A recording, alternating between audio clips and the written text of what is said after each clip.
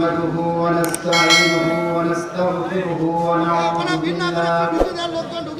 ونعوذ بالله من شرور أنفسنا ومن سيئات أعمالنا من يهده الله فلا مضل له ومن يضلل فلا هادي له ونشهد أن لا إله إلا الله وحده لا شريك له ونشهد أن سيدنا وحبيبنا ومولانا محمدا عبده ورسوله الذي أرسله بالحق بشيرا ونذيرا وداعيا إلى الله بإذنه وسراجا منيرا فقد قال الله تبارك وتعالى في كلامه المجيد وفرقانه الحميد أعوذ بالله من الشيطان الرجيم بسم الله الرحمن الرحيم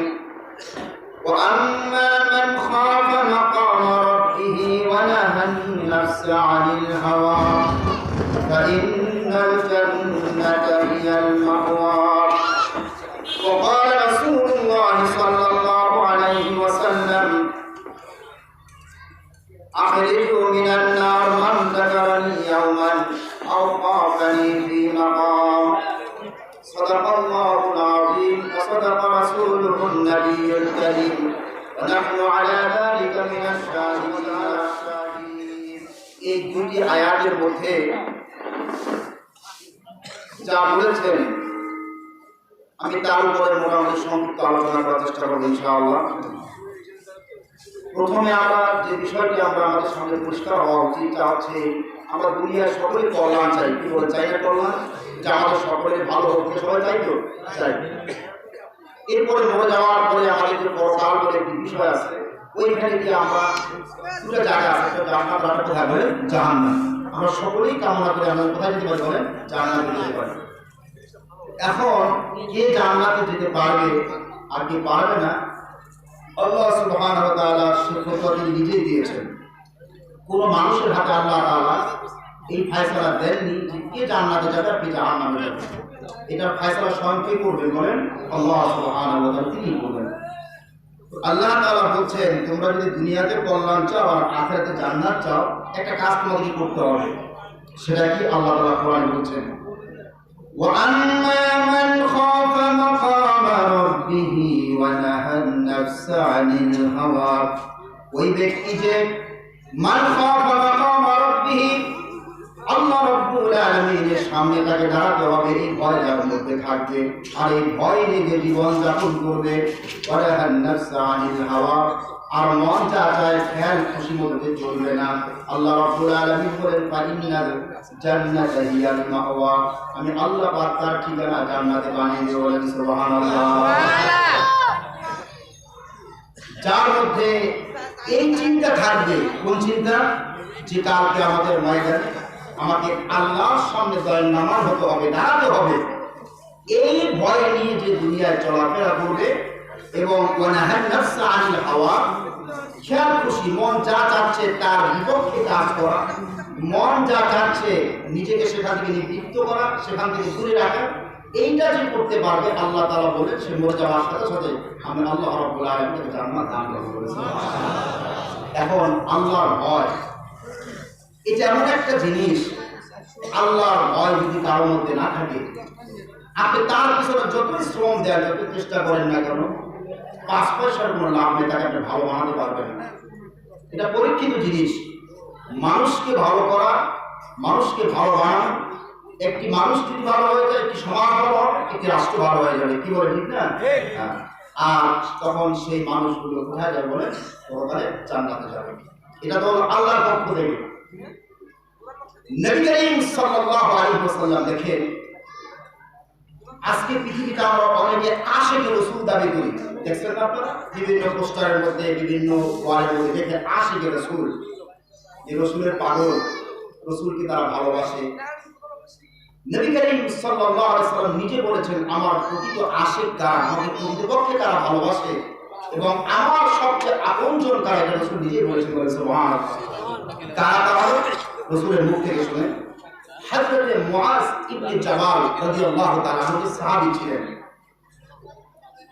এই সাহাবী তাকে নবী করিম সাল্লাল্লাহু আলাইহি ওয়াসাল্লাম ইয়েমেনের গভর্নর, ইয়েমেনের শাসক করে যখন তাকে পাঠাচ্ছিলেন যে তুমি যাও ইয়েমেন শাসন করবে রাসূলের যুগে, তো নবী করিম সাল্লাল্লাহু আলাইহি ওয়াসাল্লাম যখন তাকে বিদায় দিচ্ছিলেন, খুব রাসূলের আদরের সাহাবী ছিলেন মুআজ ইবনে জাবাল, খুব আদরের সাহাবী ছিলেন।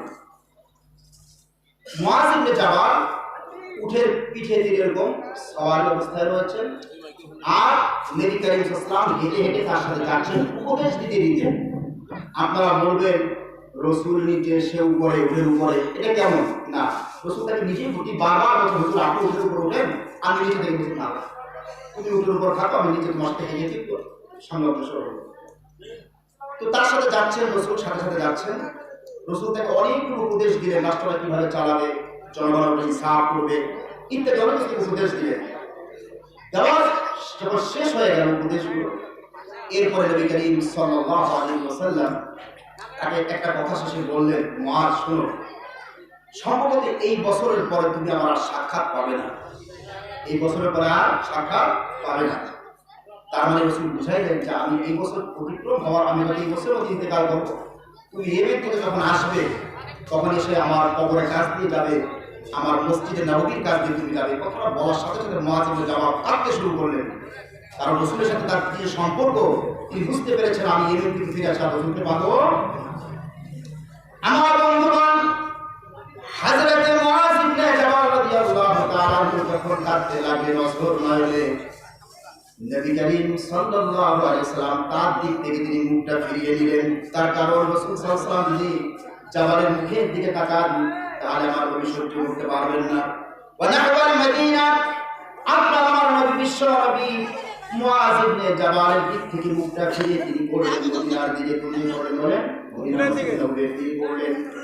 পরে মুআজ ইবনে জাবালকে বললেন, মুআজ ইবনে জাবাল তুমি দুঃখ করো না, তোমার মধ্যে যে বিরহ আর ব্যথা দেখতে পাচ্ছি, কোনো কষ্ট নিও না, মনের মধ্যে মনে রেখে দিও এই পৃথিবীর মধ্যে আমার সবচেয়ে আপনজন আর ঘনিষ্ঠ হলো সেই ব্যক্তি, আমার সবচেয়ে ঘনিষ্ঠ আপনজন সেই ব্যক্তি।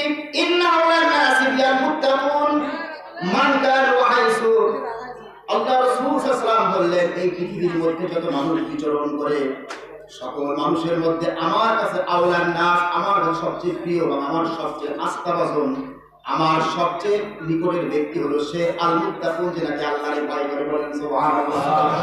মান কানু হাইসু, সে যেখানে লোক হোক না কেন, সে বাংলাদেশে হোক, আরাবিয়ান হোক, সে যে দেশের আফ্রিকার হোক, ইটালিয়ান হোক, রাশিয়ার হোক, যে দেশের মানুষ হোক না কেন, তার মধ্যে যদি কার ভয় থাকে, আল্লাহর ভয় থাকে, ও হাইসু, এবং সে যেখানে হোক না কেন, সে যে দেশের মানুষ হোক, সে কালো হোক, সাদা হোক, সে মুসলমান হলে হলো, সে দেশের যে দেশের হোক না কেন, যার মধ্যে আল্লাহর ভয় আছে, সেই ব্যক্তি পৃথিবীতে আমার কাছে সবচেয়ে আমার ঘনিষ্ঠ ব্যক্তি। বলে সুবহানাল্লাহ। আমার বন্ধুগণ বললেন, আমার চাচা বললেন, কারো কথা তিনি বলেন নাই, শুধুমাত্র বলেছেন যার মধ্যে আল্লাহর ভয় আছে সে হলো আমার সবচেয়ে নিকটের ব্যক্তি, সবচেয়ে ঘনিষ্ঠ ব্যক্তি। বলেন সুবহানাল্লাহ। তাহলে আল্লাহর ভয় এমন একটা বিষয়, এটাতে কারোর মধ্যে যদি এই গুণটা থাকে আল্লাহ দারুণ খুশি হন। নবী করিম সাল্লাল্লাহু আলাইহি ওয়াসাল্লাম বলেছেন সে সবচেয়ে আমার আপনজন। সুবহানাল্লাহ বলবেন না? এখন আসেন, এই আল্লাহর ভয় যদি না থাকে, একটি সমাজ, একটি রাষ্ট্র, একটি দেশ ভালো হতে পারে না।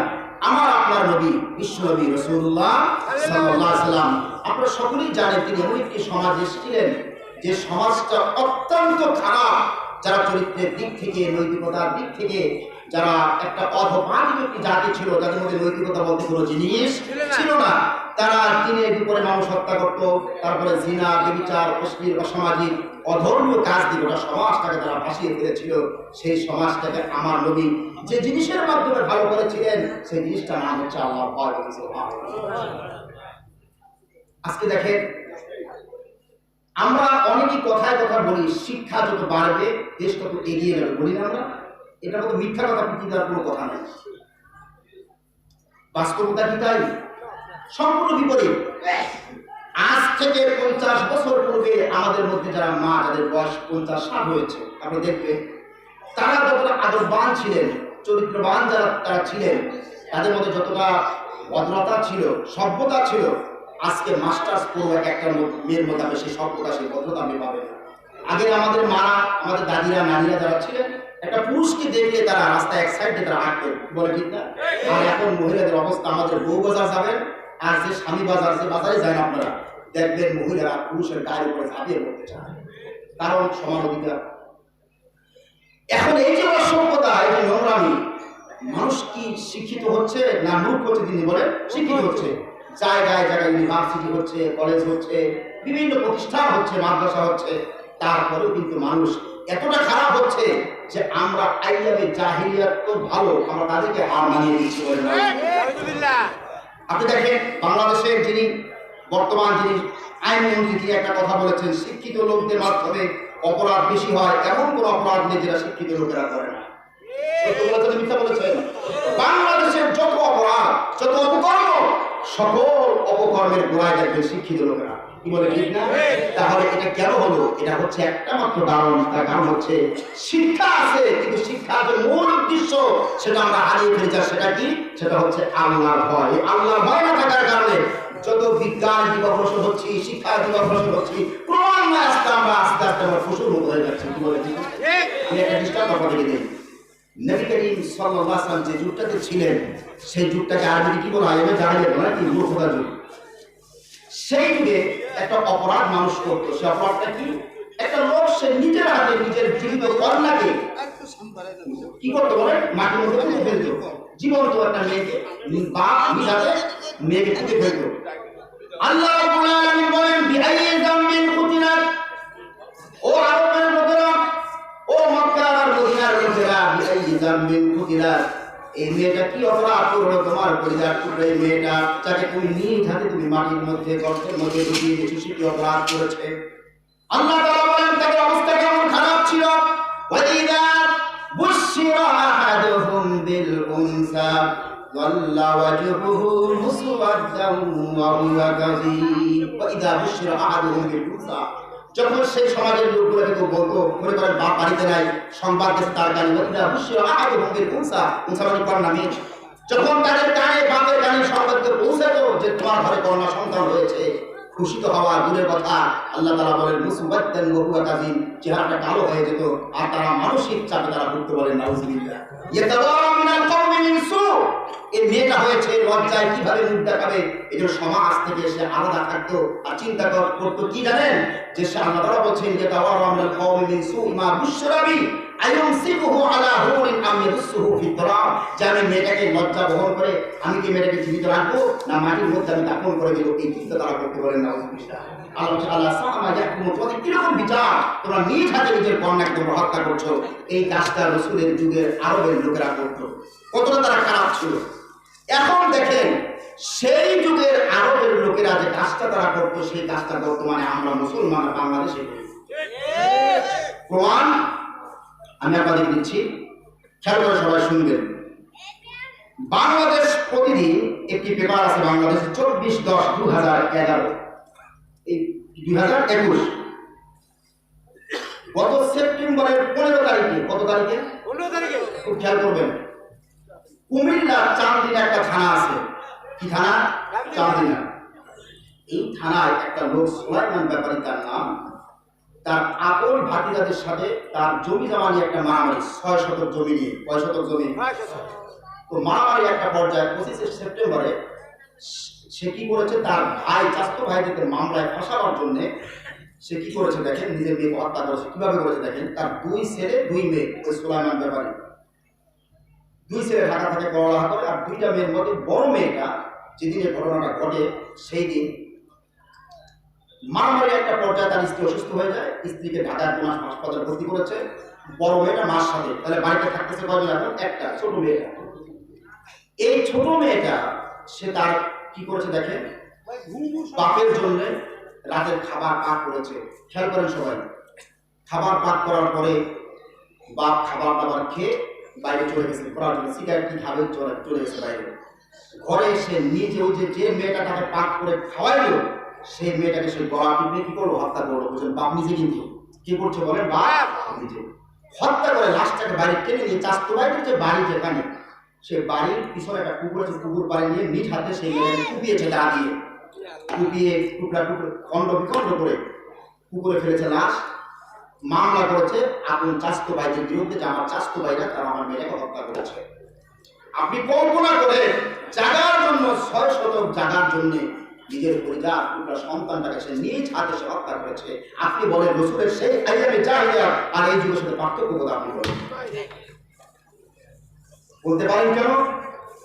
আমার বন্ধুগণ, আইয়ামে জাহিলিয়াতের লোকগুলো তারা আল্লাহকে বিশ্বাস করত। আবু জাহল বিশ্বাস করত কি করত না? করত। কোরআন তার প্রমাণ, ওয়ালা ইন সাআলতাহুম মান খালাকাস সামাওয়াতি ওয়াল আরদা ওয়া সাখারাশ শামসা ওয়াল কামারা লা ইয়াকুলুন্না আল্লাহ। আল্লাহ বলেন, আবু জাহেল উতবা রাবিয়ার জিজ্ঞাসা করো আকাশ আর জমিনকে সৃষ্টি করে, তারা বলবে আল্লাহ। বলেন সুবহানাল্লাহ। তারা আল্লাহকে বিশ্বাস করতে, কিন্তু যে জিনিসটা তাদের মধ্যে ছিল না সেটা হচ্ছে আল্লাহর ভয়। কি ছিল না? বলেন আল্লাহ। আমরা কোনদের সবাই আল্লাহকে বিশ্বাস করি, কিন্তু যে জিনিসটা আমাদের মধ্যে উদার হয়ে গিয়েছে সেটা কি বলে? আল্লাহর ভয়। আল্লাহর ভয় না থাকার কারণে সেই যুগের জাহেল লোকদের সাথে আমাদের সাথে কোনো পার্থক্য নাই। পার্থক্য এতটুকু নামের পার্থক্য। তারা ছিল মূর্খ অসভ্য, আর আমরা শিক্ষিত অসভ্য, এইটুকু পার্থক্য, আর কিছু নাই। কথা বুঝতে পেরেছেন আমার ভাইরা? তা একমাত্র তাহলে দেখেন, এই পৃথিবীতে যখন মানুষের মধ্যে আল্লাহর ভয় থাকবে না, সে এমন কোনো কাজ না সে কি করতে পারবে না। এই সমাজটাকে, যে সমাজে রসুল এসেছিলেন, সেই সমাজটাকে আমার রসুল কতটা ভালো করেছিলেন, আমি আপনাদেরকে সেই জিনিসটা বুঝাবার জন্য আজকের আমার মূল আলোচনা। আমার আগে আমার বন্ধু বর্গ সাহেব, আল্লাহ পাক তার হায়াত দীর্ঘায়িত করুক, সে আলোচনা করেছে কোরআনের উপরে। এই কোরআনই তো মানুষকে রসুল সাল্লাল্লাহু আলাইহি ওয়াসাল্লাম ভালো বানিয়েছেন, কি বলে ঠিক না? অন্য কিছু লাগে রসুলের কাছে আর কোনো কিছু ছিল না, শুধুমাত্র এই কোরআন। আর এই কোরআনের মধ্যে মূল ওষুধ যেটা, সেটা নাম হলো আল্লাহ ভয়। এইটাই যে রসুল পুরা সমাজটাকে আল্লাহ রসুল পরিবর্তন করে দিয়েছিলেন। বলেন সুবহানাল্লাহ। দেখেন রসুলের যুগে খুব খেয়াল করে সবাই দিকে, রসুল কিভাবে মানুষের মধ্যে পরিবর্তন এনেছিলেন, তাকান সবাই দিকে কি জিনিস, কিভাবে রসুল যে যুগে এসেছিলেন সেই যুগের মক্কার লোকেরা হারবুল ফুজ্জার বলা হয়।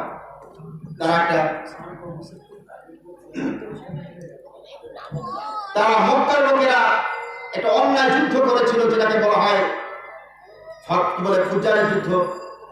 মদিনার লোকেরা করেছে বুয়াসের যুদ্ধ। দীর্ঘ 30 থেকে 40 বছর পর্যন্ত তারা একে অপরের রক্ত খেয়েছে, একে অপর রক্ত পিপাসু ছিল। কে কারে হত্যা করতে পারে, মারতে পারে, খুন করতে পারে। এখন যেটা আমাদের দেশে হচ্ছে, ওই যে নির্বাচন দেখতে চলছে বাংলাদেশে, যে যারা পাইতেছে পিটায় মারতেছে, ছুরি দিয়ে জায়গা দিয়ে খুন করে কে শেষ করছে। আজকে বাংলাদেশে এরকম অসভ্য ওই সেই যুগেও ছিল, যারা রক্ত পিপাসু, যারা মানুষ, যারা খুন করত। হযরতে জাফর ইবনে আবি তালিব, রাসূলের চাচাতো ভাই, যিনি মুতার প্রান্তে শহীদ হয়েছিলেন, তিনি তাদের সেই সময়কার চিত্র তিনি তুলে ধরেছিলেন যখন তিনি ইথিওপিয়াতে গিয়েছিলেন। নাজ্জাশী বাদশা যখন তাকে জিজ্ঞেস করেছিল, আচ্ছা তোমরা যারা রাসূলের উপর ঈমান এনেছো, মুহাম্মাদের উপরে, তোমরা কারা? তিনি বলেছিলেন, আমরা এমন খারাপ ছিলাম, আমরা নিজেরা লড়াই করতাম, আমরা জিনা করতাম, ব্যভিচার, আমরা হানাহানি মারামারিতে ছিলাম। আমাদের মধ্যে শক্তিশালী যারা তারা সবল, যারা শক্তিশালী যারা সবল, তারা দুর্বল এবং নির্যাতন নিপীড়ন করতাম। এই ছিল আমাদের খাসলাত। মারামারি করে, কাটাকাটি, হানাহানি করে কত শিশুকে তারা ইতিম করেছে, কত মহিলাকে তারা বিধবা করেছে।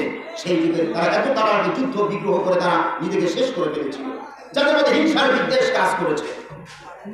আমার বন্ধুগণ, এরকম হানাহানি আর মারামারি আর কাটাকাটি যে সমাজে ছিল, সেই সমাজটাকে আপনার আমার নবী বিশ্বনবী রাসূলুল্লাহ সাল্লাল্লাহু আলাইহি সাল্লাম এতটা ভালো বানিয়েছিলেন, এতটা ভালো বানিয়েছিলেন আমার বন্ধুগণ। থাকার দিকে ওই মানুষগুলোর মধ্যে এমন মহব্বত ঢুকিয়ে দিয়েছিলেন যে একজন আর একজনের প্রতি এমন মহব্বত হয়ে গেল যে নিজে খাইতেন না, চিন্তা করতেন অপর ভাই কিভাবে খাইতে পারে। বলেন সুবহানাল্লাহ।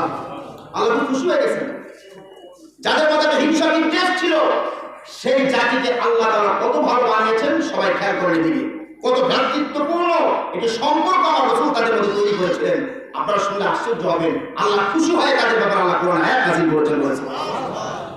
আমি সাহেবটা করে বলছি, হযরত আব্দুর রহমান ইবনে আউফ, নাম কি হযরত আব্দুর রহমান ইবনে, এই উম্মতে মুহাম্মাদের মধ্যে একজন বড় ব্যবসায়ী তিনি ছিলেন এবং বড় বিত্তবান ছিলেন। আমার বন্ধুগণ, আপনার আমার নবী বিশ্বনবী রাসূলুল্লাহ সাল্লাল্লাহু আলাইহি ওয়াসাল্লাম যখন তিনি মক্কা থেকে কাফেরদের নির্যাতনের কারণে তিনি কোথায় চলে গেলেন বলেন? মদিনায়। আবু বকরকে সাথে নিয়ে তিনি দুইজন একসাথে তারা সার কি বলা আপনার ওই গাড়ি সর হয়ে তারা বিভিন্ন গোপনে পথ অবলম্বন করে তারা দুইজন মদিনায় চলে গেলেন। মক্কা থেকে যারা যাবেন কেউ সাহস পাচ্ছে না। চতুর্দিকে আবু জাহেল মক্কার চতুর্দিকে গোয়েন্দা বাহিনী লাগিয়ে দিয়েছে যেন মক্কা থেকে কোনো ব্যক্তি মদিনায় গিয়ে মুহাম্মাদের দল ভারী করতে না পারে। রাতে থেকে চতুর্দিকে গোয়েন্দারা পাহারা দিচ্ছে। হযরত আব্দুর রহমান ইবনে আউফ বড় ব্যবসায়ী ছিলেন, তার প্রতি টার্গেটটা বেশি ছিল কাফের বেঈমানদের। সবাই চিন্তা করলো আব্দুর রহমান যদি চাইতে পারে মুহাম্মাদের অর্থের পাল্লাটা ভারী হয়ে যাবে। হযরত আব্দুর রহমান ইবনে আউফ আমার বন্ধুগণ, তিনি কোন সামান ছাড়া এত বড় ব্যবসায়ী ছিলেন, কোন কাপড় চোপড় ছাড়া শুধুমাত্র শরীরে একটা সেট কাপড় পরে তিনি গভীর রাতে কাফের বেঈমানদের চক্ষু ফাঁকি দিয়ে তিনি একলা রওনা হলেন, মদিনার দিকে চলে গেলেন। মদিনায় গিয়ে তিনি সরাসরি রাসূলের কাছে যাননি, তিনি চলে গেলেন একটি খেজুরের বাগানে গিয়ে লুকিয়ে থাকলেন। কারণ মদিনায় মুহাম্মদ রাসূলুল্লাহ সাল্লাল্লাহু আলাইহি ওয়াসাল্লাম এবং তার সাহাবীদের শত্রু ঘোরাফেরা করছে চতুর্দিক থেকে, দেখলে মেরে ফেলবে। আব্দুর রহমান ইবনে আউফ একটি খেজুরের বাগানের মধ্যে লুকিয়ে আছেন সারাদিন। সন্ধ্যার সময় তিনি আমার নবীর খুঁজে বের হলেন। যখন রাতটা যখন অন্ধকার হয়ে গেল, গভীর রাত, তখন তিনি আস্তে আস্তে বের হলেন খেজুরের বাগান থেকে। আর মানুষজনকে জিজ্ঞেস করছেন যার সাথে দেখা হয় যে মুহাম্মদ সাল্লাল্লাহু আলাইহি ওয়াসাল্লাম কোথায় আছেন। যার সাথে দেখা হয়েছে তিনি বললেন মুহাম্মদ রাসূলুল্লাহ সাল্লাল্লাহু আলাইহি ওয়াসাল্লাম তিনি অমুক জায়গায় আছেন। সাহাবাদের তিনি কথাবার্তা বলছেন, ইসলামের আলোচনা করছেন।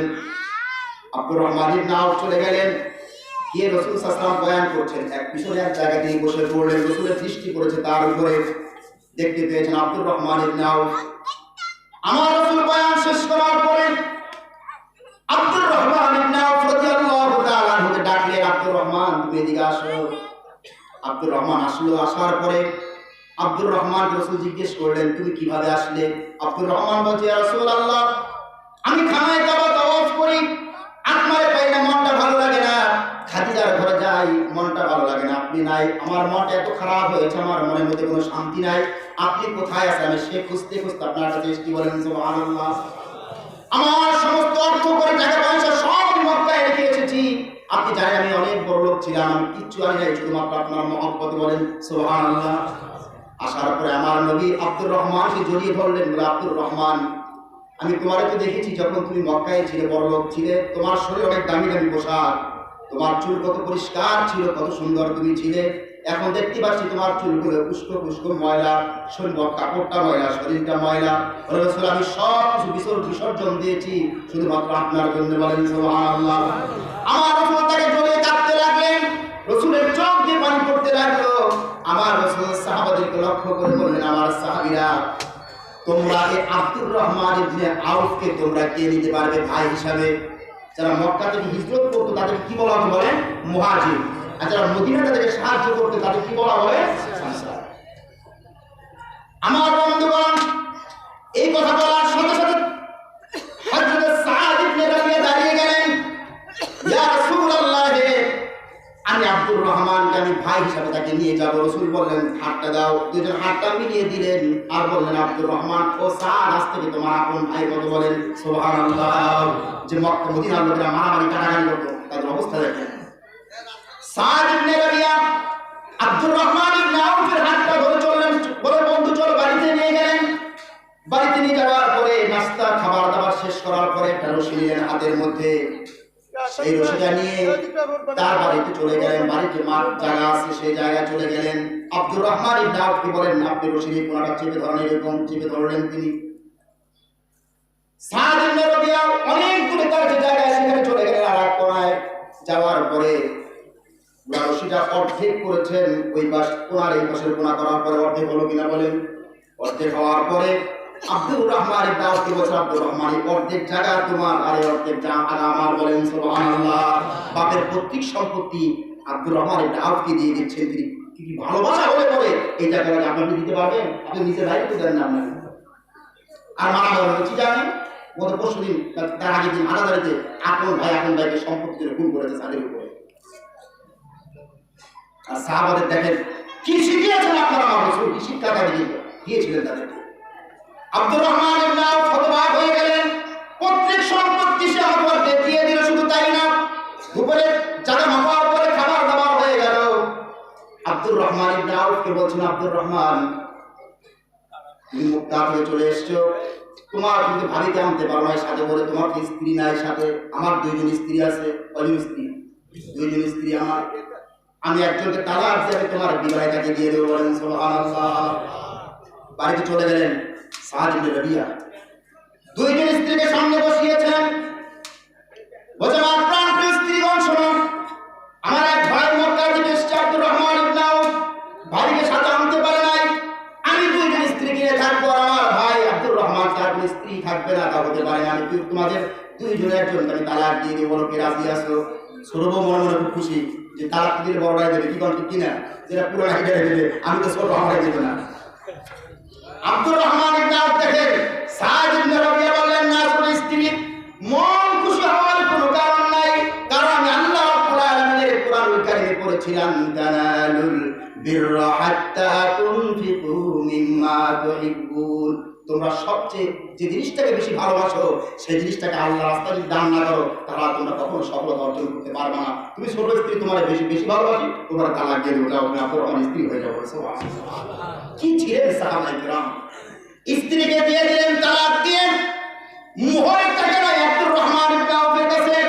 সাদ ইবনে রাবিয়া বলেন, আমি মোহরের টাকা দিব। বলেন সুবহানাল্লাহ। বিয়ে হয়ে গেল। এরপরে সাদ ইবনে রাবিয়া এখন বললেন, আব্দুর রহমান ইবনে আউফ, ভাই চলো আমার ঘরের ভিতরে। নিয়ে চলে গেলেন এরকম একটা ব্যাগ, সেই ব্যাগের মধ্যে অনেকগুলো তাদের মুদ্রা, দিনার, দিরহাম।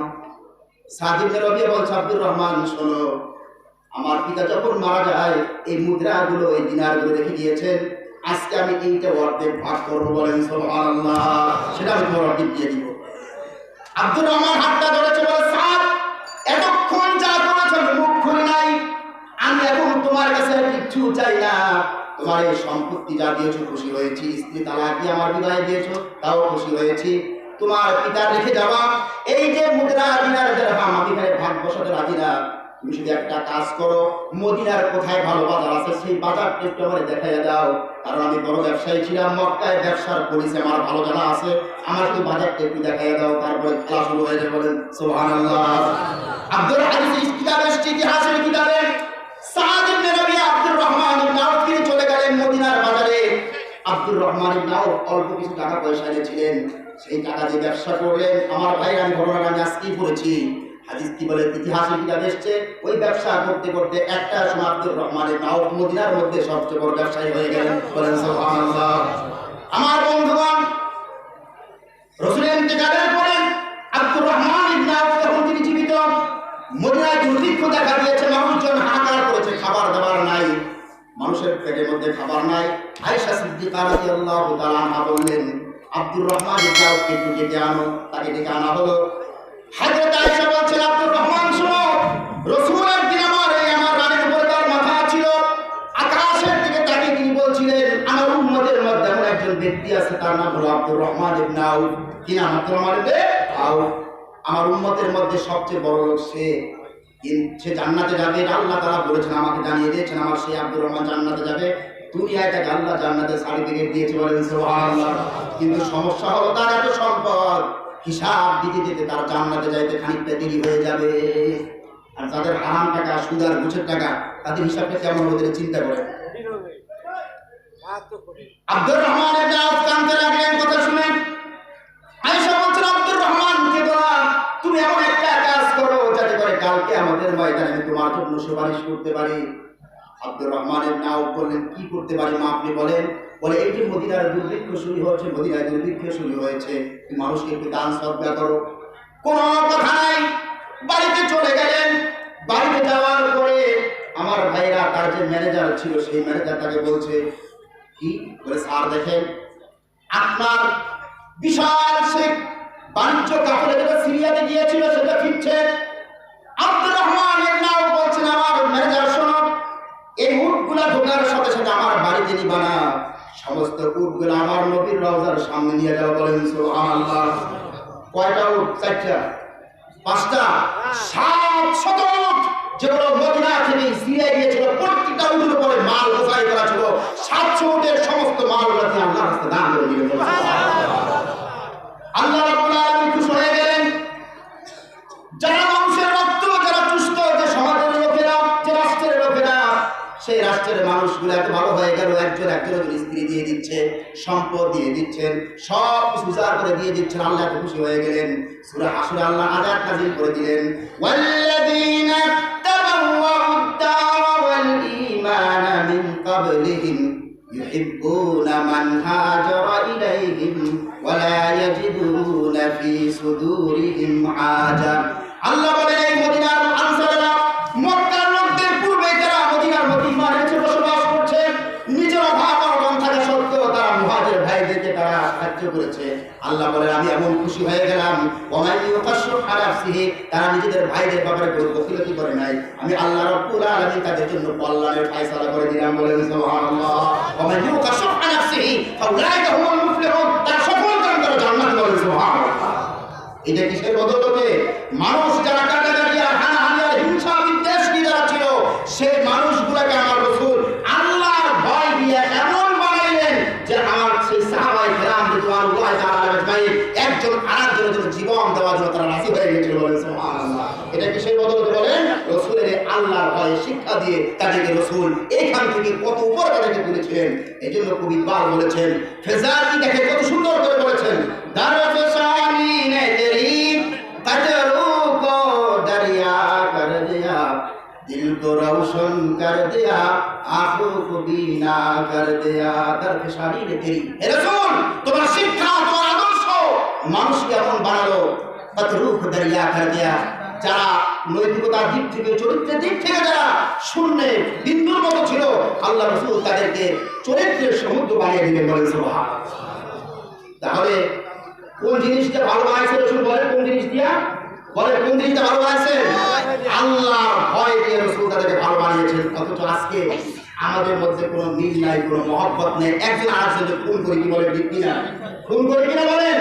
আজকে সমাজে খুন আর মারামারি, মানুষগুলা হিংস্র প্রাণীর মতো হয়েছে, কি বলে ঠিক কিনা? প্রত্যেক আমাদের অবস্থা দেখবেন, যদি বলে লোকটা মারতে হবে, ভালো কাজ আসবে, আবার তাফসীরে মাহফিলে যায়, আসবে না এখানে, চলো গভীর রাতে অমুকরে মারা লাগবে, অমুক তাফসীর মাহফিলের মধ্যে আগুন লাগানো লাগবে, অমুক তাফসীর মাহফিলের প্যান্ডেল ভাড়া লাগবে, সেইখানে তরুণ যুবকরা পাবেন আমরা।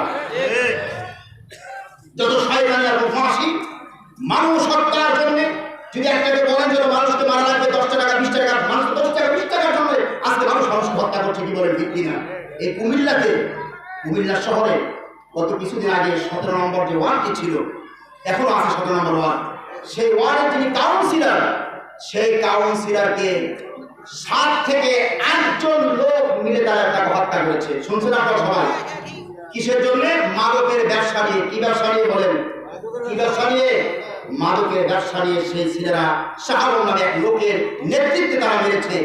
আমার যুবকেরা, আমার তরুণ ভাইরা, আমি তোমাদেরকে একটা কথা বলবো, ভালো করে কান পেতে শুনে রাখো। মানুষের পিছনে দৌড়াইও না। যে সমস্ত নেতাদের পিছনে দৌড়াও, অমুক নেতা তমুক নেতা, ওরা তোমাদেরকে জান্নাতের পথে নেয় না, ওরা তোমাদেরকে জাহান্নামে দিতে নিয়ে যায়। কি বলো ঠিক কিনা? ওরা তোমাদেরকে একত্র নামাজের কথা বলে না, নেতারা বলে তোমাদের একত্র নামাজের কথা। যে নেতাদের পিছনে দৌড়াও, এ কথা বলে না যে মানবের সাথে ভালো ব্যবহার করে, কথা বলে না। উস্তাদদের সাথে, টিচারের সাথে ভালো ব্যবহার করে, কথা বলে না। তারা বলে কেন উস্তাদের পিঠে যাবে, সেই কথাই তারা বলে। আমার জেলা বরিশালে যেখানে জন্মগ্রহণ করেছি, সেই জেলায় বিএম কলেজ আছে, একটা কলেজ, আপনার কারবাইকের কলেজের মতো। আমি সেই দৃশ্য নিত্যকে দেখেছি, ছাত্ররা অধ্যক্ষকে পিছন থেকে লাঠি দিয়ে পিটাচ্ছে, সে অধ্যক্ষ সামনে দৌড়াচ্ছে, পালাচ্ছে সে। ছাত্ররা শিক্ষককে মারতে পারে, আপনি কল্পনা করতে পারেন? আমার তরুণেরা, মানুষের পিছনে যদি দৌড়াও, এই দুনিয়াও শেষ করবো, আখেরাতও শেষ করবো। যে 4টা-5টা ছেলে এই কাউন্সিলরকে হত্যা করলো, তাদেরকে র্যাব ক্রস ফায়ারে শেষ করেছে, অবস্থা এমন হয়েছে তাদের জানাজা পড়ার লোক এলাকায় ছিল। ইমাম বলেছে না জানাজা পড়ানো, এলাকার কোন লোক জানাজা আসলে জানাজা ছাড়াকে দাফন করা হবে তাদেরকে। দুনিয়া থেকে লাঞ্ছনা, অপমান তারা নিয়ে গেছে, কি বলে ঠিক কিনা? এই খুনাখুনি, মারামারি, এগুলোতে তোমার আমার জীবন শেষ হয়ে যাবে। মানুষের মারা, মানুষের ক্ষতি করা একটা সময় আমাদের এই সমাজে ছিল, বগিতে ছিল, আপনার পার্বতীপুর ছিল। মানুষ একটা বাড়ি করবে আর শয়তান ছেলে পেলে চাঁদা চাইতো, আসছিল না সময়? ছিল কিনা? তুমি কি জানো যে লোকটা বাড়ি করতেছে, সে একটা লিমিট, তার টাকা রয়েছে 20 লাখ 40 লাখ, তুমি তাকে 5 লাখ টাকা চাইলে টাকাটা কি সে তোমার খুশি মনে দেবে? না কি বলে, মন তার কষ্ট পূর্ণ হবে? বলেন, মনে কষ্ট তো তার থাকবে। চাঁদা চাইলে দিলা, তুমি এই টাকা চাঁদা টাকা দিলা, সে তোমার খুশি মনে দিয়েছে? খুশি মনে দিয়েছে? মানুষকে কষ্ট দেওয়া, এটা যে কত বড় অপরাধ আমার রাসূল হাদিসে বলেছেন, ভালো করে শুনো। ইমাম আহমদ তার মুসনাদে আহমদের মধ্যে এনেছেন, এক ব্যক্তি রাসূলকে জিজ্ঞেস করছে, ইয়া রাসূলুল্লাহ, ওই মহিলা, আপনি তার ব্যাপারে কি বলেন? বলে, কোন মহিলা? যে মহিলা অনেক নামাজ পড়ে, তার অনেক সদকা আছে, রোজা অনেক, সবকিছু করে, কিন্তু তুজি জিরানাহা বিলিসানিহা, সে তার মুখ দিয়ে মানুষকে কষ্ট দেয়, আপনি তার ব্যাপারে কি বলেন? রাসূল বলেন, ইয়া ফিন্নাস জাহান্নাম। নামাজ কাজ হবে না, রোজা কাজ হবে না, হজ কাজ হবে না, যারা প্রতিবেশীকে যারা কষ্ট দাও, মানুষকে যারা মারো, তারা কি করো? 5 পয়সা নামাজ পড়ো না। এরপরে আরেক মহিলা সম্পর্কে জিজ্ঞেস করেন, ইয়া রাসূলুল্লাহ, ওই মহিলা তার নামাজ কম, শুধু ফরজ নামাজ বসে পড়ে, কিন্তু সে মানুষকে কষ্ট দেয় না, তার তেমন নফল সদকা নাই, যাকাত নাই, রোজা তেমন নাই, আপনি তার ব্যাপারে কি বলেন? রাসূল বলেন, ইয়া আপনি জান্নাত, সে মানুষকে কষ্ট দেয় না। রাসূল বলেন, তাহলে সে আল্লাহ পাকের জান্নাত পেয়ে গেছে। সুবহানাল্লাহ, এটা তো ইসলাম, এটা রাসূল শিখিয়েছে। আমার ভাইরা, এই আল্লাহর ভয় যদি থাকে, তাহলে মানুষের মধ্যে এই জিনিস, এই চেতনা জাগ্রত হবে যে মানুষকে খুন করা তো দূরের কথা, মানুষকে কষ্ট দেওয়াও যাবে না। আবু বকর সিদ্দিক, নাম শুনছেন আপনারা? কি সম্মান তার ছিল দেখেন। হযরত আয়েশা রাসূলের এই রানের উপরে একটি মাথা দিয়ে শুয়ে আছেন, আয়েশার সাথে কথা বলছে রাসূল। আয়েশা রাসূলের কি হন? স্ত্রী। রাসূল আকাশের দিকে তাকিয়ে বলছেন, আয়েশা বলে কি, এই আকাশে অসংখ্য তারকা দেখা যাচ্ছে, আমার উম্মতের একজন ব্যক্তি আছে যার আমল এরকম অগণিত। আয়েশা জিজ্ঞেস করলেন, আপনার সেই উম্মতটাকে? রাসূল বলেন, হযরত ওমর। সুবহানাল্লাহ বলবেন না? উমরের কথা বলার সাথে সাথে আয়েশার মনটা খারাপ হয়ে গেল। তাহলে আমার আব্বার কি অবস্থা হবে? আয়েশার বাপের নাম কি ছিল বলেন? আবু বকর। আমার রাসূল বললেন, আয়েশা তোমার মন খারাপ করার কারণ নাই, ওমরে এত অগণিত সওয়াব হয়েছে আকাশের তারকার মতো, কিন্তু মনে রেখে দিও, তোমার পিতা আবু বকর একটা রাতে যে আমল করেছে, ওমরের সারা জীবনের আমল যদি এক পাল্লায় রাখা হয়, আর তোমার পিতার আমল যদি এক পাল্লা রাখা, তোমার পিতার আমলটা ভারী হয়ে গেল। বলেন সুবহানাল্লাহ। সেটা কোন রাত? যে রাতে আমার রাসূলের সাথে গায়ে সওরে ছিলেন আবু বকর। বলেন সুবহানাল্লাহ। ইদ হুমা ফিল গার ইদ ইয়াকুল লিসাহিবিহি লা তাহজান ইন্নাল্লাহা মা'ানা। যখন আমার রাসূলের সাথে গায়ে সওরে রাসূলের সাথে একসাথে আবু বকর ছিলেন, আবু বকর জানেন রাসূলের পায়ে সাপ বিষ কেটেছে, আবু বকর নিজে থুতু লাগিয়ে সেখানে দিয়েছেন, ভালো হয়েছে। রাসূল সাল্লাল্লাহু আলাইহি ওয়াসাল্লাম রাসূলের জন্য এত রোগ দেখে এত মায়া ছিল, আবু বকর ব্যথায় তার চোখ থেকে পানি পড়তেছিল, রাসূলের গায়ে পরে পানি পড়েছে, দেখার চোখে টিকতে পারতেছে না, তারপরে তিনি সেই গর্তটা তিনি পার রেখে দিয়েছেন। আর রাসূল বলেছে, আবু বকর আমাকে ডাকলেন না কেন? রাসূল, আপনার কষ্ট হলে আমি আপনাকে ডাকি নাই। বলেন সুবহানাল্লাহ। ওই এক রাতের আমল ওমরের সারা জীবনের আমলের সাথে, ওমরের সারা জীবনের আমল ওই আবু বকরের এক রাতের আমলের মতো হবে না।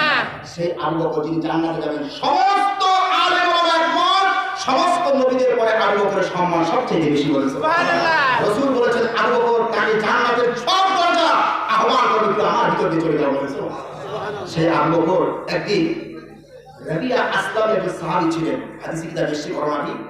রবিয়া আসলামের সাথে আবু বকরের একটু কথা কাটাকাটি, আবু বকরের সাথে সাধারণত কারো কথা কাটাকাটি হতো না, খুব দয়ার দিল ছিল। রাসূল বলেছেন, আর আমু উম্মতি বি উম্মতি আবু বকর, আমার উম্মতের মধ্যে সবচেয়ে নরম দিল হচ্ছে আবু বকরের। বলেছেন তো হঠাৎ করে কথা কাটাকাটি হয় রবিয়া আসলামের সাথে, উনি একজন সাহাবী ছিলেন, একটা কথা মানে কোনো কথা বলে ফেলেছেন আবু বকর রবিয়া আসলামকে। আবু বকর আল্লাহ এমন ভয় হয়েছে, আল্লাহ তার কিয়ামতের ময়দানে আমরা জিজ্ঞেস করে, তুমি রবিয়াকে এই কঠিন কথা কেন বলছো? দেখেন জান্নাতে যাবে সেই সাহাবীর মনে কত ভয় আল্লাহ।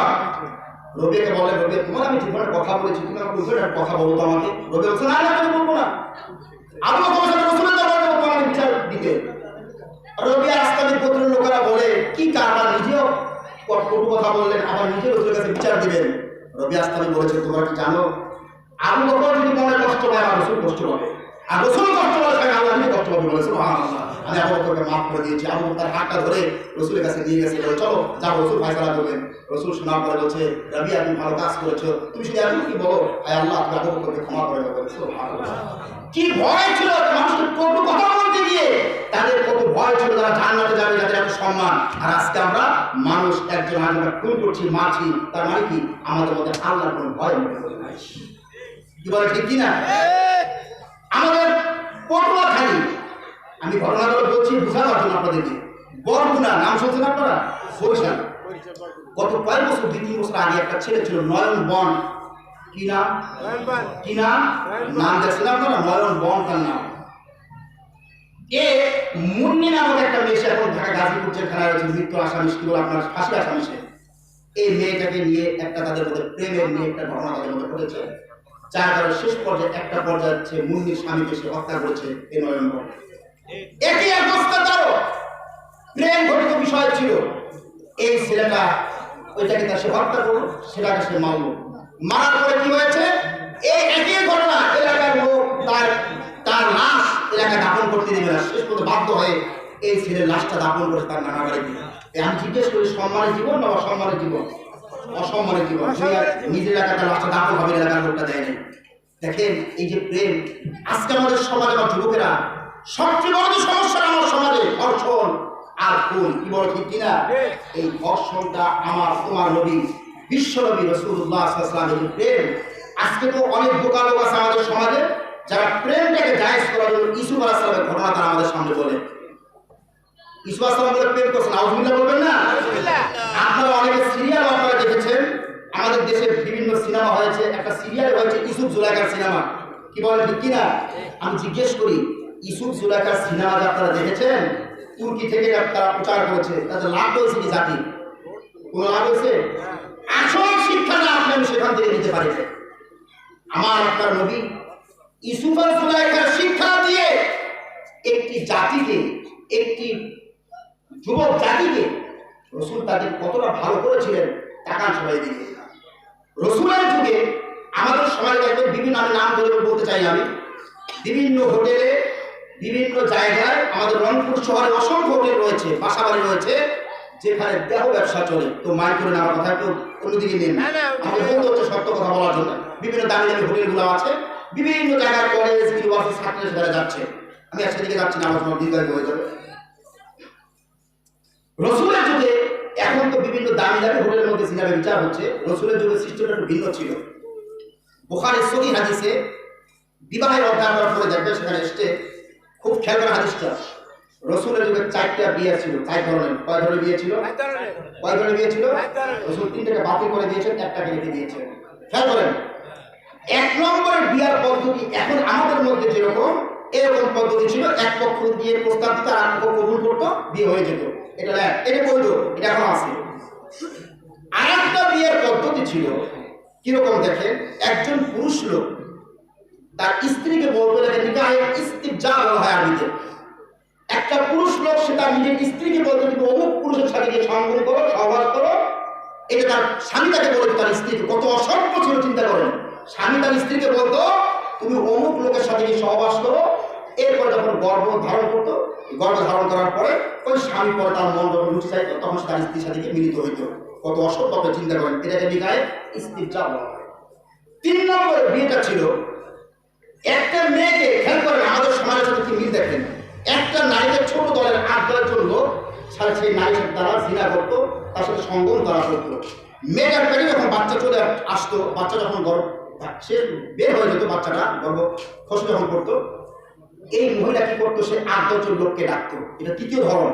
ডাকার পরে বলতো, যার নাম বলতো যে তুমি আমার স্বামী, তোমার দ্বারা আমার বাচ্চাটা পেটে এসছে, তাকে সেই সন্তানটা মেনে নিল, সে তার বাপ হয়ে যেত। এটা 3য়। 4র্থ বিয়ার ধরনটা ছিল, ওরা তো ছিল 8-9 জন। আর এইটা ছিল এমন, রাসূল সাল্লাল্লাহু আলাইহি ওয়াসাল্লাম বলেছেন যে তাদের ঘরের মধ্যে এরকম কাপড় টাঙানো থাকতো, লেখা থাকতো, এখানে পতিতা আছে, যা যেভাবে মন চেত তারা এসে মেয়েটাকে ভোগ করতো। ভোগ করার পরে মেয়েটা যখন গর্ভবতী হতো, সেই মেয়েটা কি করতো, বাচ্চা যখন ভূমিষ্ঠ হতো, হওয়ার পরে চেহারা লক্ষণ বিদ আছে, হাদিসে কুফাফা বলা হয়, হাদিসে শব্দটা এসছে, সেই চেহারা লক্ষণ বিদ দিকে ডাকা হতো। আর যতগুলো লোকের সাথে সহবাস হয়েছে মোটামুটি সবাইকে ডাকতো। ডাকার পরে ওই চেহারা লক্ষণ বিদ বাচ্চাটাকে ওই লোকগুলোর চেহারার সাথে মিলে যেত এই বাচ্চাটা কার হতে পারে। যদি চেহারার সাথে কিছুটা মিলে যেত ওই বাচ্চাটাকে পুরস্কার স্বীকৃত করতো আর বলতো আজকে তুমি সন্তানটা পাপ করে নাউজুবিল্লাহ। এত অসভ্য জাতি ছিল সেই যুগের লোকেরা, যাদের মধ্যে বৈবাহিক কোনো ভালো সম্পর্ক ছিল না, জিনা ব্যভিচার সমাজে সাইলাব ছিল। আমার আপনার নবী বিশ্বনবী নবী করিম সাল্লাল্লাহু আলাইহি ওয়াসাল্লাম সেই সমাজটাকে এত ভালো করেছিলেন, তারা একটা মহিলার দিকে চোখ তুলে তাকানো।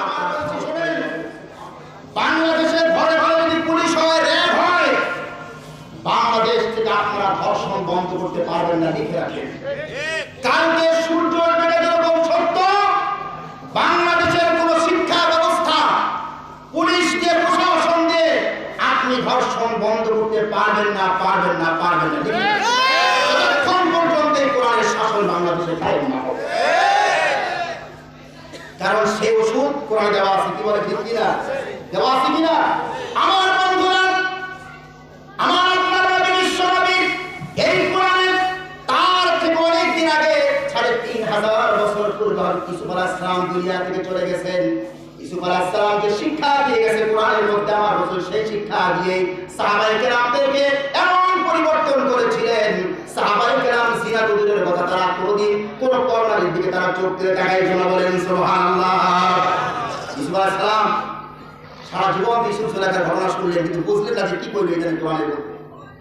এত সুন্দর আল্লাহ পাক ইউসুফকে বানিয়েছিলেন।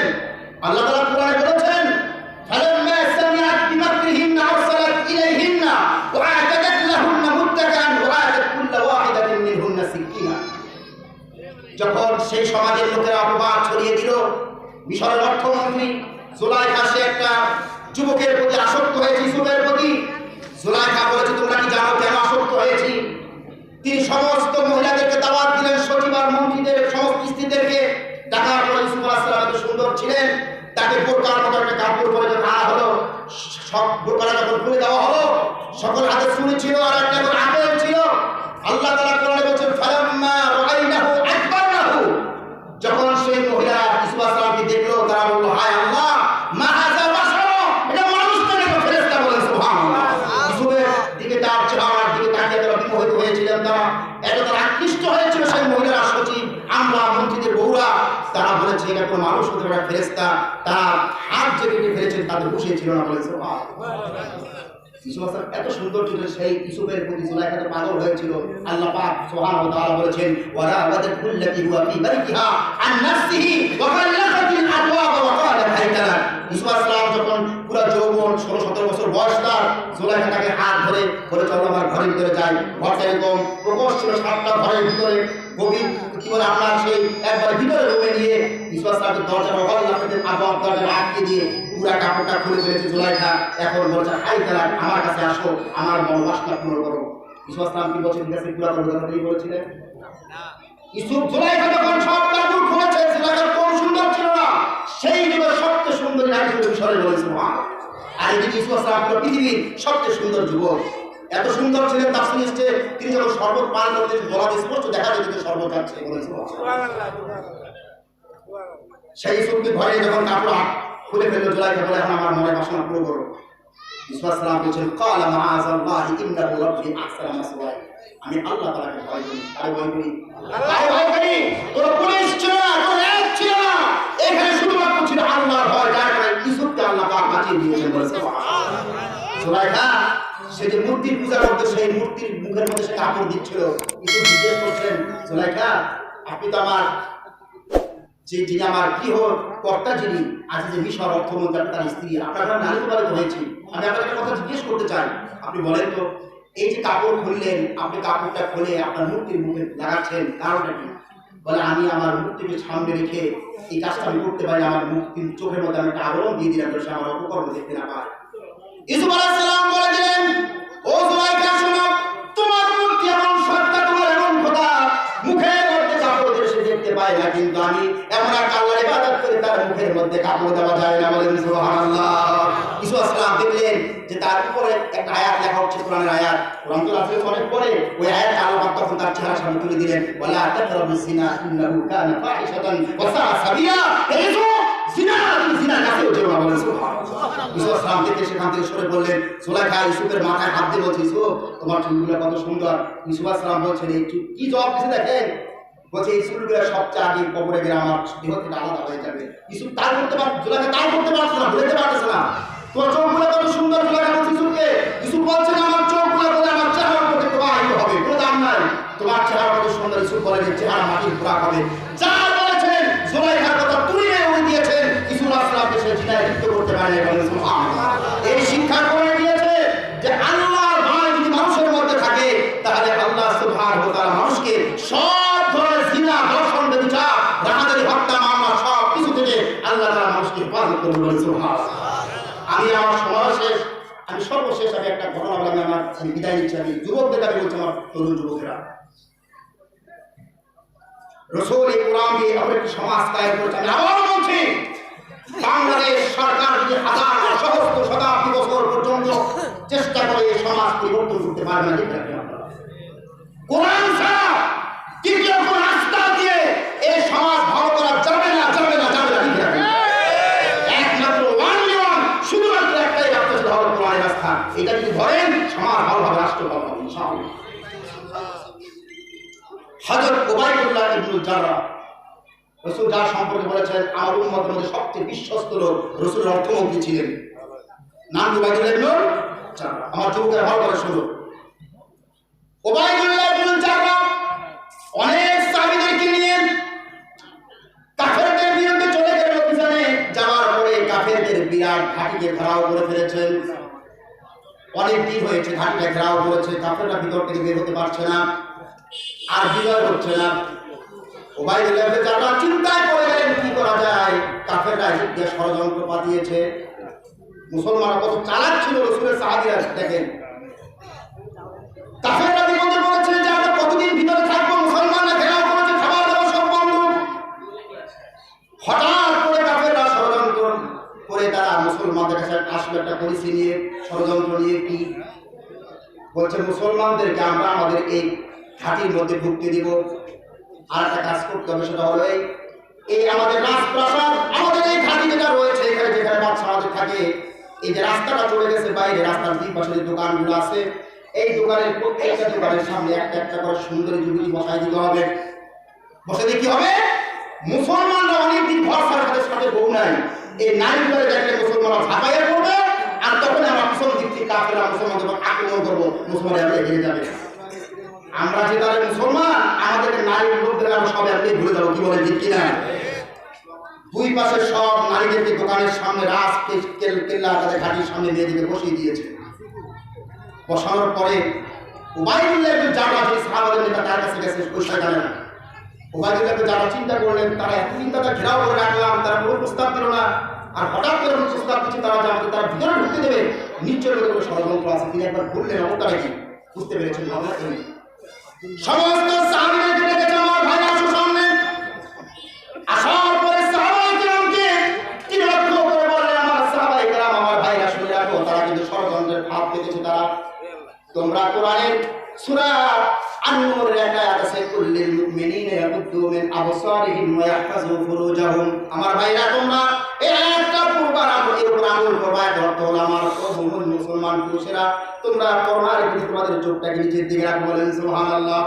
সাহাবায়ে কেরাম দেখলেন দুই পাশে দুই সারিতে নারীরা সুন্দর সুন্দর নারীদেরকে সাজিয়ে রেখেছে। আমার ভাইরা, সাহাবায়ে কেরাম তাদের উপরে ঝাঁপিয়ে পড়া দূরের কথা, সাহাবায়ে কেরাম চোখটা তুলে তাদের দিকে তাকাইলেন না, বলেন সুবহানাল্লাহ।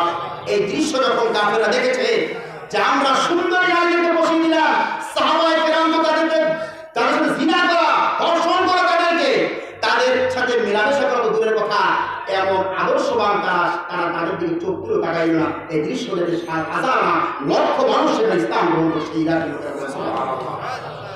হলো ইসলাম, এটা হচ্ছে ইসলামের সৌন্দর্য। এই আদর্শ রাসূল সাহাবাদেরকে তিনি তৈরি করেছিলেন। আর সেই তার উম্মতের যুবকেরা আজকে দেখেন শুধু ধর্ষণ, চতুর্দিকে জিনা, বিচার, গোটা রাষ্ট্রকে চেয়ে ফেলেছে। বন্ধ হবে না যতক্ষণ পর্যন্ত আল্লাহর ভয় মানুষের পরিচার মধ্যে আসবে না, কি বলে ঠিক কিনা। আল্লাহর ভয় নিয়ে এই কোরআনের মেন সূত্র হলো আল্লাহর ভয়। এইটা না হলে পর্যন্ত কি হবে না, মানুষ কখন দিতে পারবে, ভালো হইতে পারবে না। আজকে আমার যুবকেরা এই জিনা, ব্যভিচার, ধর্ষণ এগুলো কেন করে জানেন? এর একটা কারণ আছে, প্রত্যেকটা জিনিসের কারণ আছে। কারণ আছে না? কারণ আছে। আজকে আমাদের কলবগুলা, আমাদের মনগুলা পশুর মতো হয়ে গেছে। কিসের মতো হয়েছে বলেন? মানুষের মধ্যে আগে কোনো মায়া ছিল, মমতা ছিল, ভালোবাসা ছিল, এখন দেখবেন একবারে নাই। এটা কেন ধরতে পারবেন? ধরতে পারেন আপনারা কেন হয়েছে এটা? এটা মানুষের কলিজা, মানুষের মন একমাত্র কারণে নষ্ট হয়েছে, সেটা হচ্ছে অশ্লীল, অসামাজিক গান, ভিডিও, সিনেমা দেখতে দেখতে মনটা এত নষ্ট হয়েছে, পাথরের মতো শক্ত হয়েছে, মানুষের দিনের মধ্যে কোনো মায়া নেই। এই যে মোবাইল তো আমার একটা আছে। মোবাইল হচ্ছে বর্তমান এই সমাজ এবং রাষ্ট্রকে খারাপ করার সবচেয়ে বড় মাধ্যম। আজকে আমার মুসলমান যুবকরা তোমাদের বলতে চাই, তোমাদের উদ্দেশ্যে কথা বলতে চাই, রসুল করিম সবাই তাকাও দিকে গান আর বাদ্য কত রাত ওটা বাংলাদেশ ব্যাপী যা হয়েছে। আমি আবার বলছি, বাংলাদেশের স্বাধীনতা সংগ্রামে যারা জীবন দিয়েছে তাদের জন্য একজন দোয়া করেছেন আপনারা? করেছেন? একজন কোরআন শরীফ করে দোয়া করেছেন? বঙ্গবন্ধুর জন্য দোয়া করেছেন? করেন নাই। আমরা মুসলমান, আমাদের একটা বিশ্বাস হচ্ছে যে মানুষ মরে গেলে তার জন্য গান নয়, তার জন্য কোরআন করে দোয়া করা। ঠিক না? অথচ তার রাতে গান দিয়ে ওটা সমাজটাকে আমরা ভাসিয়েছি। করি আমরা রাতের ঘুমটা আমরা আরাম করেছি। মুসলমানরা ভালো করে শোনেন, আমার আপনার নবী, বিশ্ব নবী, নবী করিম সাল্লাল্লাহু আলাইহি ওয়াসাল্লাম দুরাই যে আপনাদের ভালো হতে পারবেন না। নবী করিম সাল্লাল্লাহু আলাইহি ওয়াসাল্লাম একদিন আব্দুল্লাহ ইবনে উমর হাদিসটি বর্ণনা করছেন। মদিনার পাহাড়ের পাদদেশে 11 জন সাহাবী, তার মধ্যে আব্দুল্লাহ ইবনে উমর ছিলেন। রসুলের পাশে বসা, রসুল সবাইকে কথা বলছেন। হঠাৎ করে অপরিচিত একটা লোক আসলে এসে রসুলের হাতটাই কানে আঙ্গুল, কানে কনিষ্ঠ আঙ্গুল এটা ধরলেন। অপরিচিত লোক, সাহাবাইরা খুব চিন্তিত, এরকম দেখিনি আমরা। ওই লোকটা রসুলের হাতটা ধরে আস্তে করে বলে আমার সাথে চলেন। আব্দুল্লাহ ইবনে উমর বলছেন আমরা এমনি ভয়, রসুল শত্রুর অভাব নাই। উনি ওই লোকটার পিছনে আস্তে আস্তে হাঁটতে লাগলেন। একটু সামনে যান, একটু পিছন, কারণ তিনি বুঝতে পেরেছেন যে রসুলের সাথে কোনো গুরুত্বপূর্ণ কথা আছে বলে তাকে নিয়ে যাচ্ছেন, আমি কাছে কি করে। আবার এই ভয় ছিল যে তাকে মেরে ফেলে কিনা রসুলকে, এটা সামনে যাচ্ছেন। অনেক দূর যাওয়ার পরে একটা পাহাড়ে উঠে বড় একটা পাথর, এই পাথরটা বেঞ্চের মতো পাথরটা, সেই পাথরের মধ্যে সেই লোকটা রসুল বসে পড়লেন। বসে সেই লোকটা যারা রসুলের কানে কি যেন বললেন, বলার পর রসুল কাছ থেকে তাকে তাকায় দিলেন। কি বলে কানে বলে সেই লোকটা চলে যেতে লাগলো। রসুল এই হাতের এই থুতনিটা কি বলে তালুটা এই থুতনির মধ্যে দিয়ে হাতের উপর দিয়ে এরকম বসে চোখ দিয়ে পানি কাঁদতেছেন তিনি। আব্দুল্লাহ ইবনে উমর দূর থেকে দেখেছেন, তার তো মাথা গরম, রসুল কি বলেছে সে শুনবো। রসুল বলেছেন, রসুল আপনি কাঁদতেছেন তো, সে কি বলেছে আপনাকে বলেন, সে যাচ্ছে ঘুরে আমি যাবো আমরা। আমার রসুল বলেন, আব্দুল্লাহ ইবনে উমর তোমরা তাকে চিনতে পারো নাই, সে কোনো মানুষ নয়, সে হলো আমার বন্ধু জিবরাইল আলাইহিস সালাতু ওয়াস সালাম। বলেন সুবহানাল্লাহ। আপনি কাঁদলেন কেন? সে আমাকে আপনি কি কথা আপনাকে বলেছে আপনি বলেন। আমার রাসূল বলেছেন, আমার সাহাবীরা শোনো, সে আমার কানে কানে বলেছে, হে নবী আপনার আখির জামানের উম্মতের মধ্যে কিছু উম্মত থাকবে যাদের চেহারা আল্লাহ শুকর আর বানর মতো বানিয়ে দিবেন। আমি এই কথা শুনে কাঁদতেছি। বলেন নাউজুবিল্লাহ। আখির জামানের কিছু উম্মতের চেহারা আল্লাহ শুকর বানিয়ে দিবেন, কিসের মতো বলেন? বাংলা শুকরের মতো বানাবেন। সাহাবায়ে বললেন, হুজুর আপনার উম্মত বলে আমার উম্মত। সাহাবায়ে জিজ্ঞেস করলেন, তারা কি সাক্ষী দিবেন আল্লাহ আছে? বলে হ্যাঁ, তারা সাক্ষী দিবে আল্লাহ আছে। তারা কি নামাজ পড়বেন? আল্লাহ রাসূল বলেন তারা নামাজ পড়বেন। সাহাবায়ে জিজ্ঞেস করলেন, তারা কি যাকাত দিবে না? বলে যাকাত দিবে। তারা কি হজ করবে না? তারা হজ করবে। তারা রোজাও রাখবে। তাহলে তাদের শাস্তি কেন? আল্লাহ রাসূল বলেন, এই লোকগুলো হলো সেই লোক যারা নামাজ রোজা করার পরও তারা গান বাদ্য আর গায়িকা গাইতে ব্যস্ত ছিল। বলেন নাউজুবিল্লাহ। নামাজ পড়ে পাঁচ ওয়াক্ত মসজিদে আসছে কারারি, আপনার মেয়ে জিন্সের প্যান্ট পরে দাঁড়িয়ে আছে, আপনি নিজের গায়ের অনুষ্ঠান করে কি বলেন? এটা সাংস্কৃতিক অনুষ্ঠান আপনি বলেন। আমরা ওলামায়ে কেরাম আলেমরা গান বাদ্যের বিরুদ্ধে কেন? আমাদের নিজস্ব কোনো খায় সেখানে নাই, শুধু একমাত্র উম্মতকে ভালো ভাবার জন্য আমাদের চিন্তা সবসময় থাকে। এই গান বাদ্য এই উম্মতকে এমন সর্বনাশ করেছে, কলিজাটা পাথরের মতো হয়েছে, বানরের মতো চেহারা। রাসূল বলেছেন যদি বানরের মতো চেহারা নাও হয়, হবে কেন? এক সময় ইনশাআল্লাহ রাসূল বলেছেন আমাদের খাস্ত হয়েছে বানর শুকরের মতো। কি বলেন? এই মনটা শক্ত হয়েছে বানর শুকরের মতো, যার কারণে আমাদের দ্বারা পশুর যে কাজগুলা, সব কাজগুলা, একটা কুত্তা দেখবে শীতকালে একটা সবল কুত্তা, একটা দুর্বল কুত্তা ঝাঁপিয়ে পড়ে। আজকে আমাদের মুসলমানদের কলিজাটা নষ্ট হওয়ার কারণে, মনটা নষ্ট হওয়ার কারণে এই মুসলমানদের যারা শক্তিশালী তারা আজকে দুর্বল ঝাঁপিয়ে পড়ে। আমার সর্বশেষ একটি ঘটনা বলে বিশেষ করবো যুবকেরা। আল্লাহর ভয় করো, সকল মুসলমানেরাই আল্লাহকে ভয় করেন। আল্লাহর ভয় ছাড়া দ্বিতীয় কোনো রাস্তা নেই মানুষকে ভালো বানানো। কি বলে ঠিক কিনা? যুবকেরা, তোমরা যদি ভালো হও, তোমরা যদি আল্লাহর পথের পথিক যদি হও, আল্লাহ তোমাদের কত ভালোবাসেন। আমি একটা ঘটনা বলে আমি আমার আলোচনা শেষ করছি। পৃথিবীতে 4টা মাযহাব আছে: হানাফি মাযহাব, শাফি, মালিকি, হাম্বলি। কয় মাযহাব? ও সেটা 4টি মাযহাব। এই 4টি মাযহাবের একটি অন্যতম মাযহাব হচ্ছে ইমাম আহমদ বিন হাম্বল রাহমাতুল্লাহ হাম্বলি মাযহাব। সৌদির লোকেরা যে মাযহাব অনুসরণ করে, ইমাম আহমদ বিন হাম্বল রাহমাতুল্লাহ আলাইহি তিনি একবার একটা হাদিস সংগ্রহ করার জন্য, আপনারা তো জানেন সবাই, হাদিস সংগ্রহ খুব কঠিন বিষয় ছিল। ইমাম বুখারী বাড়ি কোথায়? রাশিয়া সোভিয়েত ইউনিয়নে। সেখান থেকে তিনি এই হাদিস সংগ্রহ ছিল কোথায়? ইরান, সৌদি, কুয়েত, কাতার, মিশর। তখন তো প্লেন ছিল না, বাস ছিল না, ঘোড়া পিটি করে তারা কত কষ্ট করেছে হাদিস সংগ্রহের জন্য। ইমাম আহমদ বিন হাম্বল বাড়ি থেকে বের হয়েছে, শুনেছেন ওই অমুক একটা লোকের কাছে একটা হাদিস আছে, সংগ্রহ করে ঘর থেকে বের হয়েছে। বের হওয়ার পরে তিনি সেই লোকের বাড়িতে পৌঁছে কখন? আসরের আগে। আসরের নামাজ পড়ে সেই লোকের বাড়িতে গেলেন। যাওয়ার পরে তার কাছ থেকে হাদিসটা সংগ্রহ করার পরে তিনি মাগরিবের নামাজ পড়ে সেখান থেকে রওনা দিয়েছেন তার বাড়ির দিকে। এরকম শীত ছিল মনে করেন। রওনা দিয়ে অনেক দূরে যাওয়ার পরে একটা মসজিদ পেলে সেখানে ঈশার নামাজ পড়েছেন। ঈশার নামাজ পড়ার পরে এত শীত পড়েছে, এত শীত সেখানে তিনি আবার গোসল হবে বাড়ি থেকে যাবেন, এটা তার সাহস হচ্ছে না। তিনি তার কোটকাটা মাথার মধ্যে দিয়া মসজিদের মধ্যে তিনি শুয়ে পড়লেন। মসজিদের খাদেম বলছে, হুজুর আপনি কে, কোথায়? পরিচয় দিলে আহমদ বিন হাম্বল। তিনি বলেন, একটু পথিক, আমি এসেছি এই একটা কাজে এসেছি এখানে। খাদেম আবার ইমাম আহমদ বিন হাম্বলকে ছিলেন না। তিনি বলছেন, না রাত্রে মসজিদে থাকা যাবে না, সমস্যা আছে আমাদের। ঝামেলা করার লোকটা ইমাম আহমদ বিন হাম্বল। তিনি রওনা হলেন সামনে গিয়ে দেখেন ছোট্ট একটা বাজার, সব দোকানপাট বন্ধ, গভীর রাত। একটা যুবক সে রুটি বানাচ্ছে। আপনার তন্দুর ছিলেন তো বড় চুলা, ওইখানে সে বেকার রুটি বানায়, সারা রাত রুটি বানায়, সকালবেলা সে বিক্রি করে। ইমাম আহমদ বিন হাম্বল রহমতুল্লাহ আলাইহি তাকে বলছেন, ভাই আমি কোন করে শীত, আমি একটু চাই যে আজকে তোমার এখানে একটু থাকবো, চুলের কাছে তাপ পাবো, সকালবেলা আমি বাড়িতে চলে যাবো। সেই যুবক বলে, আপনি থাকছে। যুবক কিন্তু আহমদ বিন হাম্বল চিনে না। সে ইমাম আহমদ বিন হাম্বলকে শর্ত দিয়েছেন, আপনি আমার পাশে থাকতে পারবেন, কিন্তু আমার সাথে সারা রাত কোনো কথা বলতে পারবেন না। ইমাম আহমদ বিন হাম্বল বলে, কি সর্বনাশ, তার সাথে কথা বলতে পারবেন? তার মানে বলে, আমার সাথে কোনো কথা বলা যাবে না। ঠিক আছে, কথা বলবো না। ইমাম আহমদ বিন হাম্বল চুলার কাছে বসে তাপ নিচ্ছেন, আর সেই যুবকটা রুটি খামি করছে, রুটি বানাচ্ছে এরকম, আর শুধু আস্তাগফিরুল্লাহ আস্তাগফিরুল্লাহ দোয়া করছে। সুবহানাল্লাহ বলবেন না? ইমাম আহমদ বিন হাম্বলের দৃশ্য দেখছে, সে রুটি বানাচ্ছে, আস্তাগফিরুল্লাহ আস্তাগফিরুল্লাহ পড়ছে। ইমাম আহমদ বিন হাম্বল সকালবেলা তাকে জিজ্ঞেস করছে, ভাই আমি রাতে তোমাকে একটা কথা জিজ্ঞেস করতাম, জিজ্ঞেস করে তুমি সব কিছু কথা বলা যাবে না, চলে যাচ্ছে, একটা কথা জিজ্ঞেস করি, তুমি যে আস্তাগফিরুল্লাহ আস্তাগফিরুল্লাহ বেশি বেশি করতেছো, এগুলো ফল পেয়েছো? বলে, আমি ফল পেয়েছি। কি ফল পেয়েছো? বলে, আমি আস্তাগফিরুল্লাহ এটা বেশি করার কারণে আল্লাহর কাছে যা চাইছে আল্লাহ তাআলা আমার সব আশা পূরণ করেছে। সুবহানাল্লাহ। একটা আশা বাকি আছে, সেটা কি? বলো। বলে, সেটা হলে আমি এই যুগের সর্বশ্রেষ্ঠ ইমাম আহমদ বিন হাম্বলকে আজ পর্যন্ত দেখতে পারি নাই, তাকে দেখতে পারি, তার কাছে কিছু উপদেশ গ্রহণ করতাম। ইমাম আহমদ বিন হাম্বল বলে, আল্লাহ তোমার সে আশাটা পূরণ করেছে, আমি হচ্ছি ইমাম আহমদ বিন হাম্বল। বলে, একটা যুবক যখন সে আল্লাহর পথে যখন থাকবে, আল্লাহ তার মনের সমস্ত বাসনা পূরণ করবে। আল্লাহ তাআলা রাসূল বলেছেন, আল্লাহ তাআলা 7 ধরনের মানুষকে আল্লাহ তাআলা কিয়ামতের দিন আশা জিনে সাইয়ের স্থান দিবেন। 2 নম্বর হচ্ছে শাফি শাফি ইবাদাতিল্লাহ। ওই যুবক যে আল্লাহকে ভয় করে জীবন যাপন করেছে, আল্লাহ তাআলা বলেছেন, আমি কাল কিয়ামতের ময়দানে আমার আরশ আজিমের সাইয়ের নিচে স্থান করে দেব। এজন্য আমার সমস্ত যুবক, সমস্ত মুসলমান ভাইদের একটা কথা অনুরোধ করব, সেটা হচ্ছে আল্লাহর ভয় হচ্ছে সকল জিনিসের মূল তন্ত্র। ভালো হওয়ার মূল তন্ত্র না কি বলে?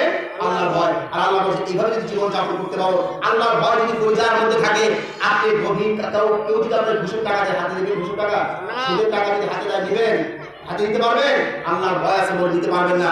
আল্লাহ এটা বলেছেন, মাকামা রাব্বিহি, আল্লাহর সামনে দাঁড়াতে হবে। এই ভয়টা নিয়ে যারা জীবন যাপন করবে, তারা কোনোদিন ঘুষের টাকা হাতে নেবে না, সুদের টাকা হাতে নেবে না, ব্যবসার মধ্যে নয়সয় করবে না, ওজনে ঠকাবে না, প্রতারণা করবে না, কোনো কিছু কোনো পাপের কাছে সে জড়াবে না। যদি ভয় থাকে যে আল্লাহর সামনে আমার জবাবদিহি করতে হবে, এই যুগ দিয়ে যদি জীবন যাপন করে, আল্লাহ তাআলা কোনো পাপই নেই, মারা যাবে ফাইনাল জান্নাত হিয়া মাওয়া। আল্লাহ তাআলা জান্নাত দান করুন। সুবহানাল্লাহ।